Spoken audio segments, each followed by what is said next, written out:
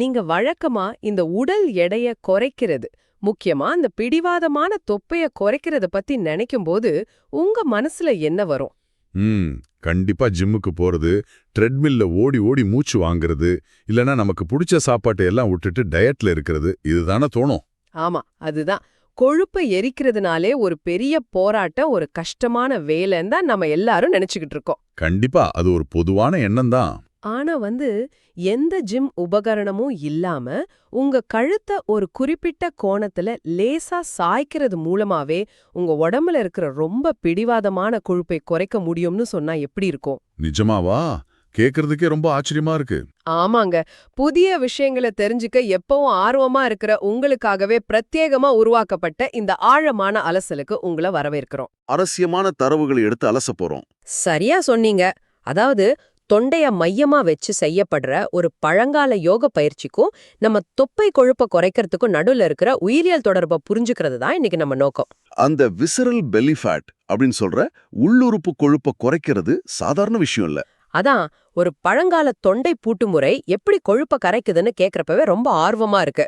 சரி, இத கொஞ்சம் விரிவா பாப்போம். இந்த ஜாலந்தரா பந்தா அப்படின்னா என்ன? இந்த ஜாலந்தர பந்தா அப்படிங்கறத உடல் இயக்கவியல்ல ஒரு தாடை பூட்டு, அதாவது சின் சீல் அப்படின்னு சொல்லலாம். ஓஹோ, தாடை பூட்டுனா தாடைய லாக் பண்றதா? ஆமா, இது எப்படின்னா பிரிட்ஜ் போஸ் மாதிரி லேசான தலைகீழ் நிலையில நம்ம உடம்பு இருக்கும்போது நம்ம தாடைய நெஞ்செலும்பு நோக்கி மெதுவா கீழே இறக்கி ஒரு பூட்டு மாதிரி உருவாக்குறது. ஒரு நிமிஷம். பிரிட்ஜ் போஸ்ட்னா நாம தரையில படுத்துக்கிட்டு முழங்கால மடக்கி இடுப்பு மட்டும் மேல தூக்குவோமே, அதுதானே? அதேதான். அந்த நிலையில உங்க மார்பு பகுதி முகத்தை நோக்கி மேல வரும். அதே நேரத்துல நீங்க உங்க தாடைய மார்பு நோக்கி அழுத்துவீங்க.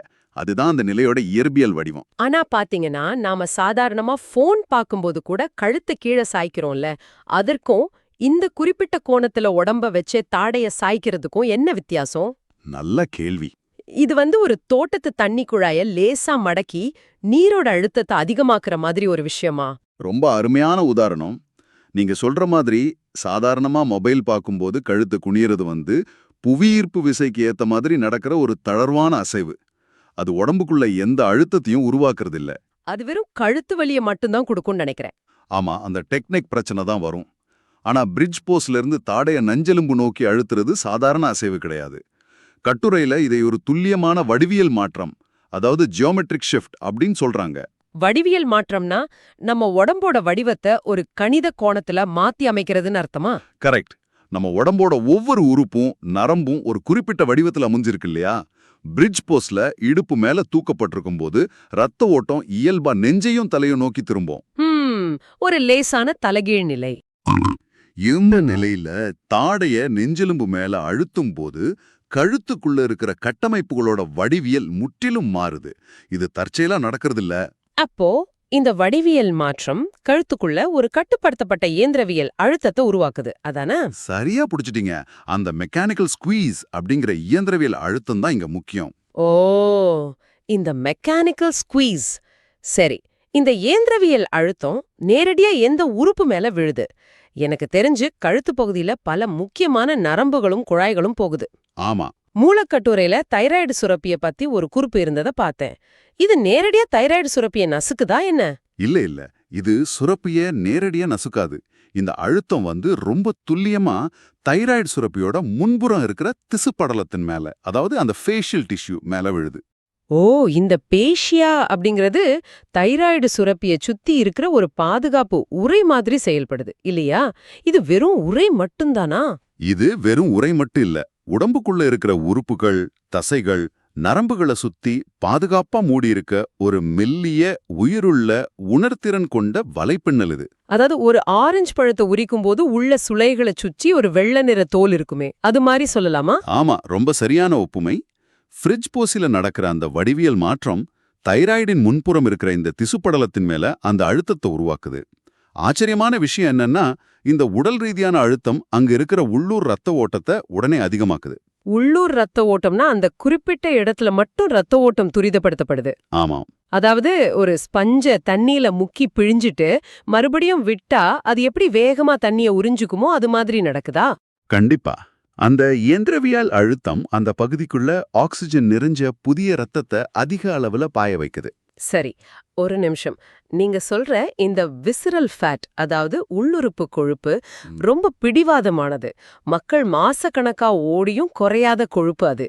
உண்மைதான். ஒரு லேசான தலைகீழ் நிலையில கழுத்தை மடக்கிறது மூலமா பல மணி நேர கார்டியோ பயிற்சிக்கு சமமான கொழுப்பை எரிச்சிட முடியுமா? இது கேட்கறதுக்கு ஏதோ மாயாஜால மாதிரி இருக்கே. இதுல இருக்கிற உயிரியல் யதார்த்தம் என்ன? இது மாயாஜாலம் எல்லாம் கிடையாது. ஒரே ராத்திரியில தொப்பையை குறைக்கிற குறுக்கு வழியும் கிடையாது. இதுக்கு பின்னாடி ஒரு தெளிவான அறிவியல் இருக்கு. சொல்லுங்க. இந்த ஒரு ஆசனம் மட்டுமே பல மணி நேர கார்டியோ பயிற்சிக்கு முழுமையான மாற்றுன்னு கட்டுரை சொல்லல. ஆனா இது நம்ம உடலோட வளர்சிதை மாற்றத்தோட அடிப்படை அளவையே மாத்தி அமைக்குது. அதாவது பேஸ்லைன் மெட்டபாலிக் ரேட்டை மாத்துதுன்னு சொல்றீங்க. ஆமா, இந்த இயந்திரவியல் அழுத்தம் இரத்த ஓட்டத்தை அதிகமாக்கி ஒரு மாபெரும் ஹார்மோன் சங்கிலி தொடர்வினைய தூண்டுது. ஓஹோ, ஹார்மோனல் காஸ்கேட். அப்போ இது ஒரு துணை ஊக்கியா செயல்பட்டு கொழுப்பை எரிக்கும் திறனை மேம்படுத்துது. சரியா சொன்னீங்க. சரி, கழுத்து பகுதியில நடக்கிற இந்த இயற்பியல் அழுத்தம் எப்படி வயிற்று பகுதியில இருக்கிற கொழுப்பை சென்றடையுது? துரிதப்படுத்தப்பட்ட ரத்த ஓட்டம் தைராய்டை தூண்டி ஹார்மோன்களை ரத்தத்துல கலக்க செய்தா? அதுதான் இங்க நடக்கிற மிக முக்கியமான ரசாயன மாற்றம். அதிகரித்த ரத்த ஓட்டம் தைராய்டு சுரப்பினின் உள்ளே இருக்கிற சுரப்பு செல்களை, அதாவது அந்த செக்ரிட்டரி செல்ஸை நேரடியா தூண்டுது. அப்போ இந்த செல்கள் விழுத்து கொண்டவுடன் ஏதோ ஹார்மோன்களை உற்பத்தி செய்யுது இல்லையா? ஆமா, உடலின் வளர்ச்சிதை மாற்றத்தை கட்டுப்படுத்துற ரொம்ப முக்கியமான 2 ஹார்மோன்களை இது வெளியேத்துது. அதான் T3 மற்றும் T4 ஹார்மோன்கள். ஓ, T3 T4 ஹார்மோன்களா? இங்கதான் விஷயம் ரொம்ப சுவாரஸ்யமா மாறுது. ஆமா, T4 அப்படிங்கிறது சேமிப்பு வடிவம், T3 அப்படிங்கிறது உடனுக்குடன் செயல்படும் வடிவம். இது உடலோட தெர்மோஸ்டாட்டை சற்று உயர்த்துவது மாதிரி செயல்படும். அப்போ இந்த T3 T4 ஹார்மோன்கள் ரத்தத்துல கலந்த உடனே அதோட இலக்கு என்னவா இருக்கு? அது எப்படி ஆழமான உள்ளுறுப்பு கொழுப்பு செல்களை நேரடியா தாக்குது? நீங்க சொல்ற இந்த உள்ளுறுப்பு கொழுப்பு ரொம்ப பிடிவாதமானது, உயிரியல் ரீதியா ரொம்ப சுறுசுறுப்பானது. ஆனா தைராய்டுல இருந்து வர்ற இந்த ஹார்மோன்கள் ரத்தம் வழியா பயணிச்சு நேரடியா அந்த கொழுப்பு செல்களை சென்றடையுது. இது எப்படின்னா ஒரு குறிப்பிட்ட பூட்டுக்கு ஏத்த மாதிரி ஒரு ரசாயன சாவியை உருவாக்குறது போல இருக்கு. அருமையான வழக்கம். இந்த T3 T4 ஹார்மோன்களை ரசாயன சாவி அப்படின்னும் கொழுப்பு செல்கள்ல இருக்கிற ஏற்பிகளை பூட்டுன்னு வச்சுக்கலாமா? கொழுப்பு செல்கள் தன்னிடமுள்ள ஆற்றலை செலவழிக்காம பாதுகாப்பா பூட்டி வைக்கும் ஒரு பழக்கத்தை கொண்டவையாச்சே. ரொம்ப சுவாரஸ்யமானதான் வழி. அந்த ஹார்மோன்கள் கொழுப்புச் செல்களை சென்றடைந்தவுடன் அவை ஒரு நேரடி உயிரியல் கட்டளையை வழங்குது. கொழுப்பு செல்களுக்கு உடனே சேமிக்கப்பட்ட ஆற்றலை அணிந்திரட்டி எரிச்சிடு அப்படின்னு ஒரு மெசேஜ் அனுப்புற மாதிரி. அதேதான். கொழுப்புச் செல்கள் தங்களோட ஆற்றலை சாதாரணமாக செலவழிக்க விரும்பாது. ஆனா இந்த ஹார்மோன்கள் கொடுக்கிற நேரடி கட்டளையை அதால மீற முடியாது. வாவ்! அதனால அந்த செல்கள் கொழுப்ப உடைச்சு ஆற்றலா மாத்தி எரிக்க தொடங்குது. அப்போ இந்த செயல்குறை முழுமையா நிகழ எவ்வளவு நேரம் ஆகும்? சில வினாடிகள் செஞ்சா போதுமா? இல்ல, இது சில வினாடிகள்ல நடந்துராது. இயந்திரவியல் அழுத்தம் தைராய்டை தூண்டி ஹார்மோன்களை போதுமான அளவு வெளியேற்ற ஒரு தொடர்ச்சியான தூண்டுதல் தேவை. ஓ, அப்போ சில நிமிடங்கள் வரை பாதுகாப்பா பிடிச்சு வச்சிருக்கணும். ஆமா, பயிற்சியாளர்கள் பல சுவாச சுழற்சிகளுக்கு இதை செய்ய அறிவுறுத்துறாங்க. இந்த தொடர்ச்சியான அழுத்தம்தான் அந்த உயிரியல் கட்டளையோட வலிமையை தீர்மானிக்குது. அப்படியானால் நாம எந்த பழுவும் தூக்கல, வேகமா ஓடல, ஒரு யோகப்பாயில படுத்துக்கிட்டு இடுப்ப உயர்த்தி தாடையையும் மிஞ்செலும்புல அழுத்துறோம். இது ரத்த ஓட்டத்தை கூட்டி ஹார்மோன்களை சுரக்கச் செய்யுது. ஆமா, ரொம்ப சிம்பிளான அசைவு தான். அந்த ஹார்மோன்கள் ரசாயன சாவியா செயல்பட்டு கொழுப்பு செல்களோட பூட்டை திறந்து அதை எரிக்கச் செய்யுது. இது நம்ம உடற்கூறியலும் நாளமில்லா சுரப்பிகளும் எப்படி பின்னி பிணைஞ்சிருக்குன்னு காட்டுது. இதனாலதான் கட்டுரையில் இந்த ஜாலந்தர பந்தாவை வெறும் ஆசனம்னு சொல்லாம ஒரு மெட்டபாலிக் சீல், அதாவது வளர்சிதை மாற்ற முத்திரைன்னு சொல்றாங்க. முத்திரை வைப்பதன் மூலமா அதிகாரத்தை உருவாக்குற மாதிரி. கரெக்ட். தாடை பூட்டுன்ற முத்திரையை இடுவதன் மூலம் நம்ம உடல் தன் சொந்த வளர்சிதை மாற்றத்தை உச்சத்திற்கு தள்ளும் அதிகாரத்தை பெறுது. கொழுப்பை எரிக்கிறதுனா கலோரிகளை கணக்கிட்டு எரிக்கிறது மட்டும் இல்ல, சரியான ஹார்மோன்களுக்கு சரியான கட்டளையை அனுப்புறது. புதிய விஷயங்களை உடனே கத்துக்க நினைக்கிறவங்களுக்கு இது நம்ம உடலோட இயக்கவியலை புரிஞ்சிக்க ஒரு சூப்பரான தகவல். நம்ம உடலை ஒரு இயந்திரமா மட்டும் பார்க்காம அதோட எப்படி பேசணும்னு கத்துக்கிட்டா அது ரொம்ப ஆழமான புரிதலை தரும். உடல் எடைய குறைக்கிறது உடலோடு சண்டையிடுறது இல்ல.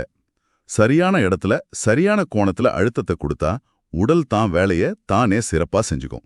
ரொம்ப அருமையா சொன்னீங்க. சரி, இந்த ஆழமான அலசலோட முடிவுக்கு நம்ம வந்துட்டோம். எந்த கடினமான உபகரணமோ இல்லாம தாடைய நெஞ்செலும்பு நோக்கி தாழ்த்துவது மூலமா ஹார்மோன்கள் வழியா தொப்பை கொழுப்பை எரிக்க செய்யற முழுமையான பயணத்தை இன்னைக்கு பார்த்தோம். ஆமா, ரொம்ப பயனுள்ள ஒரு அலசல் இது. விவாதத்தை முடிக்கும்போது உங்களுக்கு ஒரு புதிய சிந்தனைய விட்டுட்டு போக விரும்புறேன். ஒரு சாதாரண தொண்டைப்பூட்டு இவ்வளோ பெரிய அளவுல கொழுப்பை எரிக்கும் கட்டளைய உருவாக்குதுன்னா, நாம அன்றாடம் சாதாரணமா செய்யற வேறு எந்த பழங்கால உடல் அசைவுகள் நமக்குள்ள தூங்கிக்கிட்டு இருக்கிற ரகசியங்களை திறக்கும் சாவியா இருக்கும்னு யோசிச்சு பாருங்க. ரொம்ப ஆழமான கேள்வி இது. நாம சாதாரணமா கைகளை கட்டுறது அல்லது சம்மணமிட்டு உட்கார்றது கூட எந்தெந்த ஹார்மோன்களுக்கு ரகசிய கட்டளைகளை அனுப்புதோ இதை சற்று சிந்தித்து பாருங்கள். தொடர்ந்து ஆராய்வோம். மீண்டும் சந்திப்போம்.